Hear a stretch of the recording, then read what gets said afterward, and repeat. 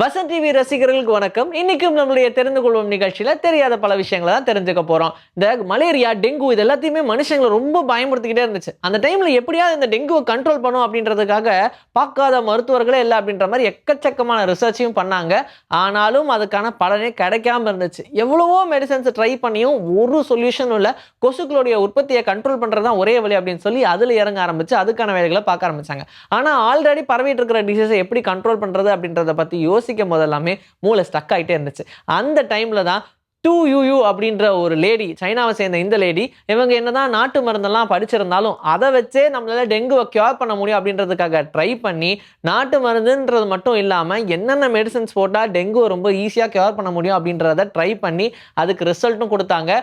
அதுக்கப்புறமா இந்த உலகத்திலேயே ரொம்ப அங்கீகரிக்கப்பட்ட ஒரு விருதான நோபல் பிரைஸையும் அவங்களுக்காக கொடுத்துருக்காங்க. ஃப்ளைட்டு நிறைய கிராஷ் ஆகிட்டு இருந்த டைமில் அப்போ ஃப்ளைட்டில் போகிற எல்லாருக்குமே ஆபத்து மட்டும் தானா அப்படின்றத நாமளே பார்த்துக்கணும் அப்படின்றதுக்காகவே ஒரு ஃப்ளைட்டை இதுக்காகவே கிராஷ் பண்ண வச்சாங்க. ஸோ அந்த ஒரு ஆக்சிடெண்ட்டில் தெரிய வந்தது என்னென்னா, எந்தெந்த சீட்ஸ்லாம் ரொம்ப ரொம்ப சேஃப் அப்படின்னு பார்க்கும்போது விங்ஸுக்கு பக்கத்தில் இருக்கிற சீட்ஸ் எல்லாமே ரொம்ப சேஃபாக இருக்குது அப்படின்ற மாதிரி சொல்லியிருக்காங்க. ஏன்னா அந்த இடத்துல மட்டும்தான் ஃப்ளைட்டோடைய மெட்டீரியல் மொத்தமாகவே ஸ்ட்ராங்காக இருக்கும். ஸோ மொத்த வெயிட்டுமே தாங்கி பிடிக்கிற மாதிரி அந்த சென்டர் போர்ஷனில் இருக்கிறதுனால விங்ஸ் கிட்ட இருக்கக்கூடிய சீட்ஸ் எல்லாம் சேஃப் அப்படின்றத கண்டுபிடிச்சாங்க. அதுக்கப்புறமா தெரிஞ்சோ தெரியாமலையோ யாராவது முக்கியமான நபர்கள்லாம் போறாங்கன்னு வச்சுக்கோங்க, கண்டிப்பா அவங்களுக்கு சேஃபஸ்ட் சீட் எதுவோ அங்கதான் புக்கும் பண்ணுவாங்க.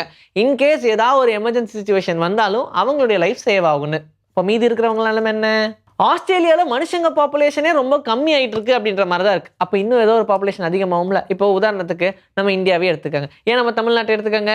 இங்கேயே மனுஷங்களுடைய பாப்புலேஷன்லாம் கம்மியாகி திருநாய்களுடைய பாப்புலேஷன் அதிகமாச்சுன்னா என்ன ஆக, ஒரு சில தெருநாய்கள்லாம் ரொம்ப நல்லது தான், இல்லைன்னு சொல்ல. ஆனால் அதில் நிறைய ரொம்ப கொடூரமானது இருக்கு இல்லையா. இப்படி நிறைய பாப்புலேஷன் வந்துச்சு அப்படின்னா அதுங்களுடைய ஆதிக்கம் அதிகமாயிரும். நம்ம ஹாலிவுட் படத்தில் பார்த்த மாதிரி நம்மளை கண்ட்ரோல் பண்ண ஆரம்பிச்சிடும். இந்த லெவலுக்குலாம் போகும். அதே மாதிரி ஒரு பயம் தான் இப்போ ஆஸ்திரேலியாவில் நடந்துட்டு இருக்கு. ஏன்னா ஆஸ்திரேலியாவில் மக்களுடைய பாப்புலேஷனை விட கங்காருடைய பாப்புலேஷன் தான் ரொம்ப அதிகமாக இருக்குது. ஆஸ்திரேலியாவுக்கு யார் போகணும்னு நினைப்பாங்க?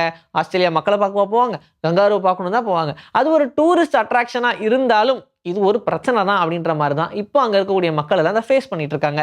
2.6 கோடி மக்கள் இருக்காங்கன்னா 3.5 கோடி கங்காருக்கள் தான் இருக்கு. அப்போ பார்த்துக்கங்க பாப்புலேஷனுடைய டாமினேஷன் எந்த அளவுக்கு இருக்குன்னு. நிறைய பேருக்கு இந்த ஐப்ரோஸ்க்கு நடுவில் இருக்கக்கூடிய கேப்பே இருக்காது, அது அப்படியே ஜாயிண்ட் ஐப்ரோவா இருக்கும். இதெல்லாம் பார்க்கும்போது நீ ரொம்ப லக்கியான பர்சன்ப்பா, உனக்கு பார்த்தியா எவ்வளோ ஹேர்ஸ் இருக்கு அப்படின்னு சொல்லி நிறைய பேர் சொல்லுவாங்க, கிண்டலும் அடிப்பாங்க. அதே டைம் இவங்களுக்கு இப்படி இருக்கு அப்படின்னா அவங்களுடைய பாடியிலேயே ஹேர் க்ரோத் ரொம்ப அதிகமாக இருக்கும். உலகத்திலேயே 15% மக்களுக்கு மட்டும்தான் அப்படி இருக்கும். அப்படி பார்த்தா அவங்க ரொம்ப ரேரஸ்ட் பர்சன்.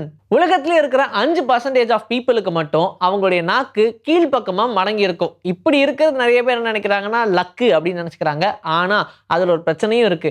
நாளடைவில் அவங்களால ஷார்ப்பான வேர்ட்ஸ் எல்லாம் ப்ரொனவுன்ஸ் பண்ண முடியாது, வார்த்தைகள் உச்சரிக்க ரொம்ப கஷ்டப்படுவாங்க.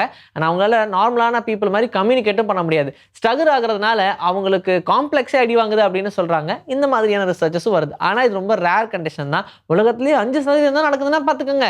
இன்னைக்கு நம்மளுடைய தெரிந்து கொள்வோம் நிகழ்ச்சியிலையும் தெரியாத பல விஷயங்களை தெரிஞ்சுட்டோம். இதே மாதிரி சூப்பரான கண்டென்ட்டோட உங்களை நான் வந்து சந்திக்கிறேன். Until then, this is bye from Vijayashree. Take care.